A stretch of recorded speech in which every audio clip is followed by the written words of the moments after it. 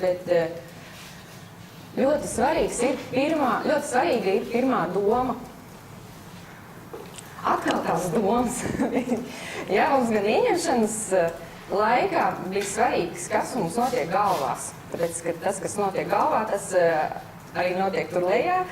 Un tāds arī attiecīgas vibrācijas tām dvēselīti piesaistīsies, pēc principu līdzīgs pievelk līdzīgi.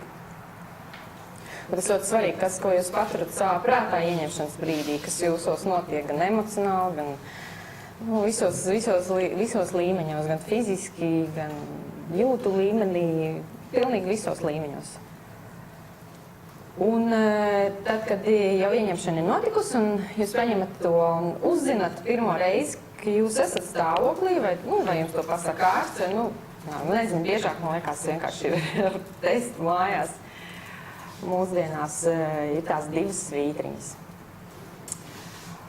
Un tad ir svarīgi tā pirmā doma, kāda jums būs. Tāpēc, ka tā pirmā doma noteiks to, kāds jums būs attiecības ar jauno dvēselīti, jauno cilvēku.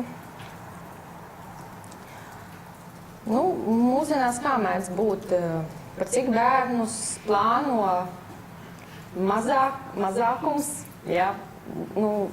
Un pārsvarā tomēr bērni ir kā tāds pārsteigums. Tad diezgan bieži pirmā doma ir tāda,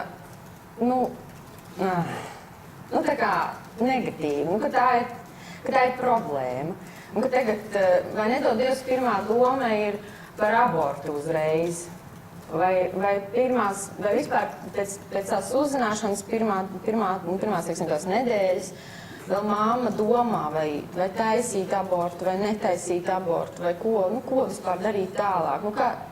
Ja ir kaut kāds, kāda doma par bērnu, ka tā ir kaut kāda problēma, tad tā doma noteiks gan tā bērna dzīves kvalitāti, kaut kādus kompleksus, jo tas jau ir cilvēks faktiski. Un lai arī tur ir tikko sācies viss process, bet džīva, kā mēs ieņemšanā runājām, džīva, ja tā dvēsele, viņa jau ir iemiesojusies tajā ķermenī, kas ir vēl pavisam maziņš un sastāv no tur dažām šūniņām, bet tas jau ir cilvēks. Ar visu informācijas bagāžu un arī spēju just starp citu. Zinātnieki atklāja aizvien jaunāku un jaunāku vecumu, kad embrijs jau jūt, kad viņš jau, var teikt, jau reaģē uz kaut kādiem procesiem, kas notiek ar mammu vai kaut kādiem ārējiem procesiem. Tāpēc, bērniņš ļoti visu jūt, un visvairāk viņš jūt to, kas notiek ar mammu. Un kas notiek ar mammu emocionāli un domu pasaulē, pilnīgi visu jūt. Veidās saka tā, ka bērnam sāp tās vietas, kas sāp mammai, gan fiziski, gan morāli, gan pilnīgi viss. Ja mammai kaut kas sāp,